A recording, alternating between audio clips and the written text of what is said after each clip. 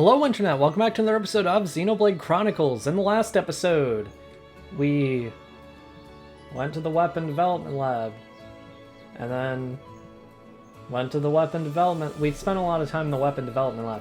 This time, we are going to be heading to Tephra Cave for Rein's punishment duty to get more ether cylinders for the mobile artillery that crashed in the residential district of Colony 9. That's a lot of words. Seems like a lot of filler story so far. Don't worry. We are going to be getting some good stuff in this and the next episode.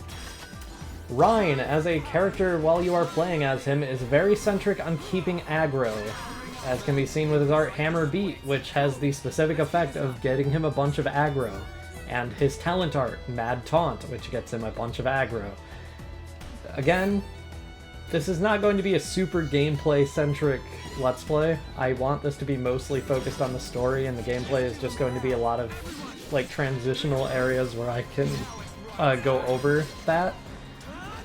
But, I mean, I'll go over what gameplay stuff I do understand. I'm not going to claim to be an expert on this game's gameplay, because I'm really not. I don't understand this game's gameplay anywhere near as well as I do Xenoblade Chronicles 2, and if you've seen my first Xenoblade Chronicles 2 Let's Play, I did not understand that game at all. I do now, which you would be able to see if you went through and watched what little I did of my second one before I decided to scrap it and just, you know, not do it. Also, I am well aware that I do not have a good track record of finishing Xenoblade Let's Plays. As you can see over here, beware of unique monsters. They are stronger than the other monsters, and they have unique names. They also get better rewards. We have level 6 Evil Rongrot. Is Rongrot a name in Europe? Like Britain? I don't know, but we'll try it. We're on casual mode, this should be easy. Listen to this music. Okay, so the music got interrupted by the fact that Shulk died, and we can't really revive him right now, so right now it's just Rein against Evil Rangrot. Or Rongrot, or however you pronounce it. So we got a bit of an issue here. We are going to lose a fight in casual mode, which is pretty impressive, all things considered, but yeah, we aren't doing anywhere near enough damage, and we literally cannot heal with Shulk dead. Shulk's AI does not really like to inflict a break, and I was being kind of dumb by targeting the little bunnets surrounding it just so I could get the music to play longer and, like, make the battle go longer. I was kind of expecting Shulk to be able to take care of himself, but Shulk's AI is not great when he is a CPU, so yeah, we just lost to a unique monster in casual mode. One practical way to use casual mode is to use it for grinding, because you do get a lot more experience when you're in casual mode. So if you're having trouble with enemies in normal mode, you can just switch to casual mode, grind on enemies for a while to get a bunch of experience and levels, and then just go right back, because we're already level 7, almost. We're level 6, and like almost halfway to 7. Usually I would be like 3 or 4 at this point, so we're doing pretty well for ourselves. It's time for revenge. Now listen to this music. We can't lose.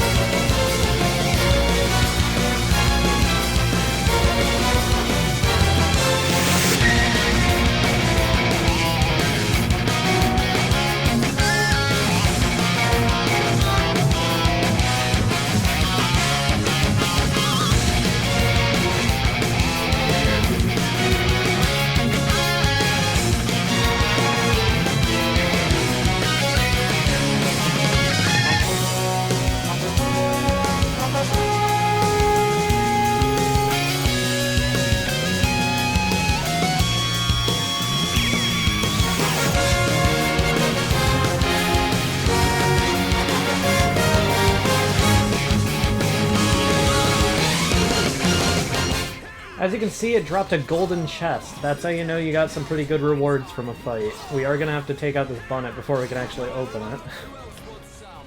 That song that was playing is called You Will Know Our Names. It is one of the most iconic songs from this game. We got the Crusher and the Pistis cap? I'm sure it's Pisties or something, or like Pisties. I don't know, whatever it is. I like the spelling, it's funny. Let's see what that Crusher has. It has aggro up 3. And it increases auto attack max by 67. It is worse for tanking, but it does give him more aggro and more damage, which translates into more aggro. The Pisties cap is Ether up 3. That's actually not horrible for Shulk, so I will go ahead and give that to him. Shulk does have some ether-based arts, although I think the only one he actually has at the moment is Light Heal. The Light Heal will heal more now, so that's good. We are almost up to Tephra Cave. We're already on Tephra Hill. This path goes on a lot longer than I thought it did. I don't remember it being this long. I don't think there are any more unique monsters out here. We do have a Knuckle Bunnet though, somewhere. I saw the name. I don't know where it is, but that's a funny name. I really like Bunnets as an enemy concept. They're just bunnies with hands for tails.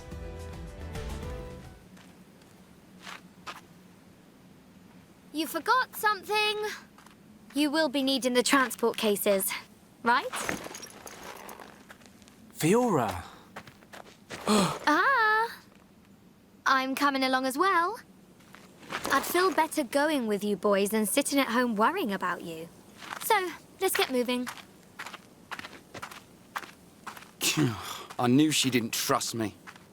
Looks like it.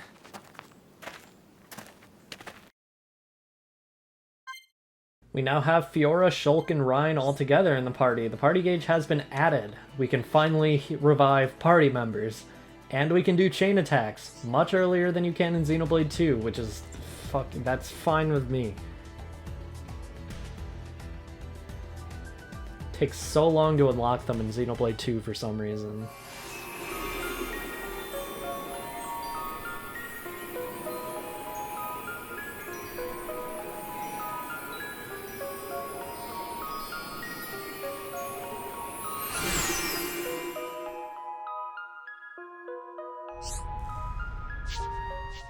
So, there are different types of enemies.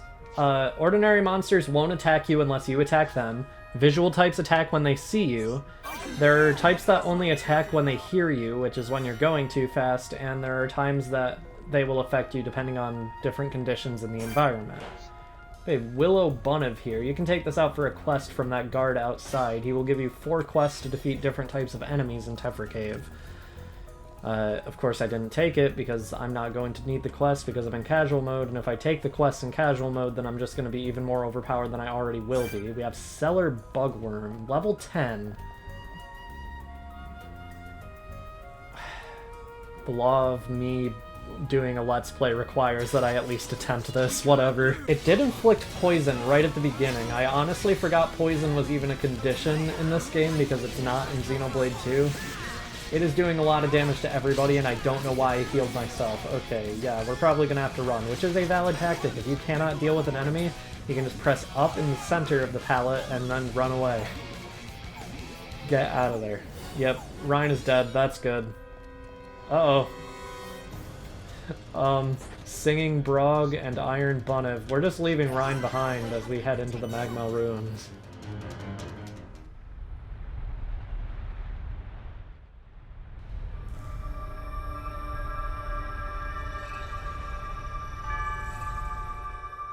Are these the Magmel ruins? Haven't you been here before? Nope. The Defense Force often uses it for training, but I come here to do research. It's not really a place that people go. Not surprising. There are monsters around here that use Mechon parts as armor. Was this built by the Mechon? I don't think so. There's a path for people to get in. It might have been a vehicle of some kind. Like the Defense Force hover transports. A vehicle? But it's so big. It's amazing technology. I wonder what kind of people made it. I ain't got a clue. Let's keep moving. The ether cylinders are up ahead. Right.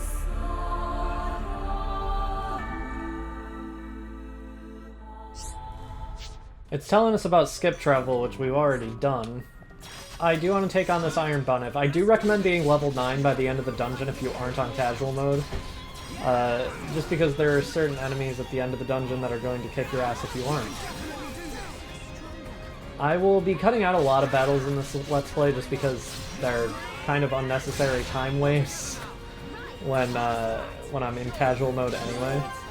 We do have a chain attack now. I'm going to save actually talking about chain attacks until we have an enemy that won't be dead in a second anyway. Should be okay if we fight like this. But it is good to have that party gauge up. Once it is at 3, once all 3 bars of the party gauge are full, you will be able to use a chain attack, and those are kind of integral to this game's combat being fun at all. Otherwise, it's just kind of repetitive. Over here we do have a unique monster that I do want to try to take on. Wallside Gwynry. Yeah, it's best if we get her while she's over here. That way she won't just interrupt while we're battling all of her children over there. You missed Wild Down? Oh, Rhine. Oh, Rhine, baby, come on. Well, it is Rhine time now. Okay. Now it's Rhine time is one of the most iconic lines from this game. So a chain attack is where you get all 3 of your party members to gang up. You can get it to go for more than 3 if all of your party members have high morale, which you can tell by the portrait. Shulk has high morale right now, as you can see by the fire. If you get all of your characters up to high morale, you are much more likely to get added turns in your chain attack. We just got 2 chain attacks. This is the power of casual mode. We missed the topple, so we couldn't get a daze. Only Shulk has high morale right now, so we still didn't get any more turns. That's fine. That was pretty easy. That fight is a lot harder when you try to fight her when she walks over to her kids over there. We did get bounce knives. I will give those to Fiora later. But for now... Your mom is dead. Now I can kill you easily. God. This was the second worst thing to ever happen to those orphans. Alright, now that we have those taken care of, there are more over here, but they're too far away to be related. I don't want to take them down. We are heading towards the end of Tephra Cave already. This dungeon takes about 30 to 40 minutes if you're playing in normal mode, but it's taken us less than 15. Because this episode also included just getting up to the cave. This is the power of casual mode.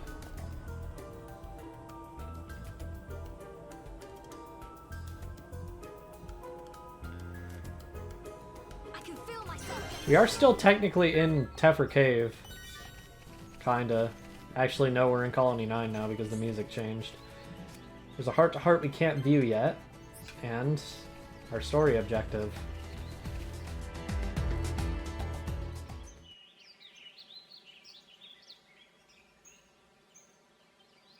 Right here. Thanks for the help, Shulk. I'll start collecting them up. You two hold on a sec. It's full of ether cylinders. Hey, why do we have to come all the way here to get them? Isn't there an ether cylinder fueling station in the colony? Well, refining the ether takes a long time down there, and sometimes cylinderization fails. And there are so many cylinders here for us already. It's more reliable than making them ourselves. Right. And Colony 9's anti-air batteries and mobile artillery are standardized for these cylinders, so they can be used straight away. I see. You know, this place is in good condition considering it's ancient. It might be that there's some form of technology being used to preserve it. It's just a shame we don't understand its secret. Shulk? But I'll solve it one day and show you. If it's just technology that someone created in the past, it's not incomprehensible. We'll come to understand it one day. Don't go trying too hard. We can come and get ether cylinders whenever we need them. Besides, it's a good place for Defense Force training. Yeah, so good that you didn't even want to come here without Shulk to back you up. Anyway, did you collect the cylinders? Yep, all done. Thanks. Just come by yourself from now on. Shh, be quiet.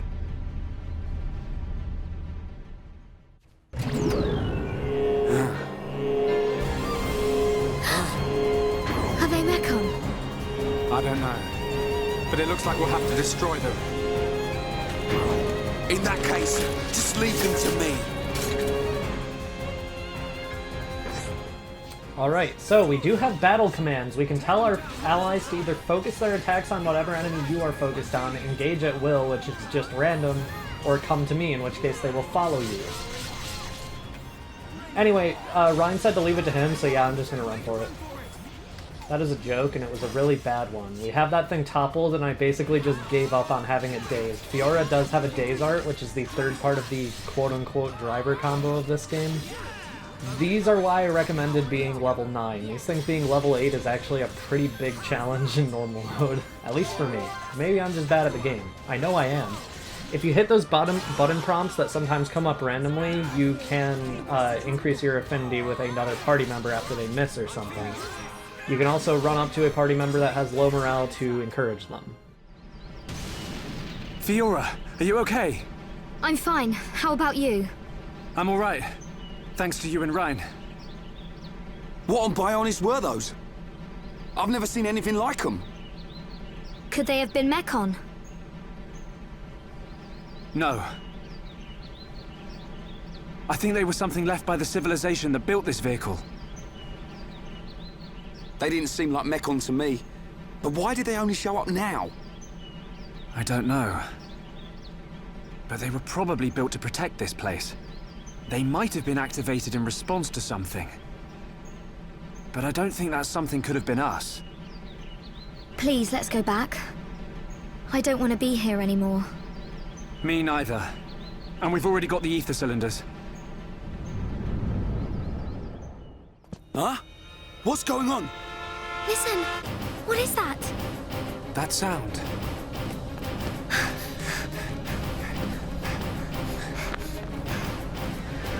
In the sky! Oh, it's a... This can't be! No way.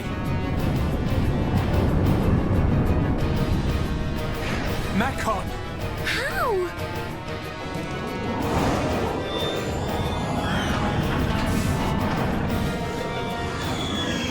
Didn't my brother destroy them all a year ago? Could that defense mechanism have responded to the Mechon? Let's get back to the colony. Come on.